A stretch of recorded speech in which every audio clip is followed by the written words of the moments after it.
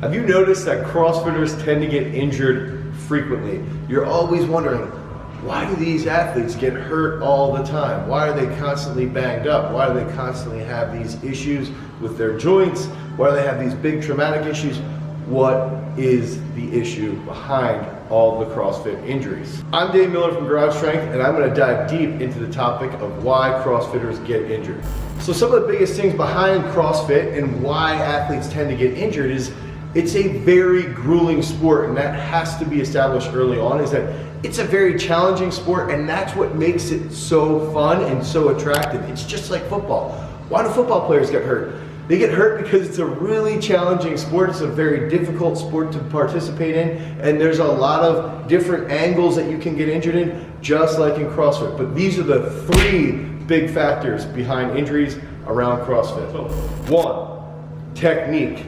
Oftentimes CrossFitters are deep into a training program, or they're deep into a competition, and they start to break down with technique. They start to move poorly in the snatch, or they start to move poorly in the deadlift. They start to move poorly even when they're doing double unders, or if they're doing muscle ups, something along these lines. These are difficult tasks. They're difficult movements to execute properly. And if you lose your technique, the bar might get out of position. You could blow a disc in your back. You could hurt your shoulder on a catch. You could hurt your knee on the catch of a clean. You might twist a funky way, hurt your elbow, hurt your ankle, and you get folded up. But the technique is what could potentially save you, and oftentimes baseline CrossFit gyms struggle to teach proper technique in Olympic weightlifting, even proper technique in powerlifting movements, and proper technique in the movements that are based around gymnastics. All three of those realms are very technical realms of athletics and fitness. And if the technique is not established early on, it's very difficult to come back and fix that. And that's where the sport of CrossFit sees a lot of injuries, is because of poor technique. The second reason behind a bunch of overuse injuries in the sport of CrossFit is volume. You're in a competitive situation almost every single time that you get into a CrossFit gym. You're going up against others, and that's what makes it so fun and so addictive, is that you're in a group setting. Everybody's cheering each other on, and everybody's pushing each other to a max, and that's what makes it awesome. That's why it's so popular. That's why it's such a cool sport. That's why it's such a cool gym setting. But the volume behind that competitive environment is tremendously high. So we'll see individuals doing sets of 15 or sets of 20 cleans, which is okay, but when they do that week after week after week in different competitions or in different challenges that they might be doing inside of their gyms or wherever it might be at another event somewhere else, all of a sudden that volume leads to tremendous overuse injuries, and we see quite a bit of knee stress, we see quite a bit of lower back pain, and quite a bit of shoulder injuries, simply because of the volume behind CrossFit and the volume behind the competitive environment in the gym, and the volume that they need to get in so that they can compete at a high level. Oftentimes, world-class CrossFitters are training 2 or 3 times a day. That requires a tremendous amount of recovery, that requires a tremendous amount of focus, and the downfall of that is that lower level CrossFitters, as they're trying to build up to that elite level,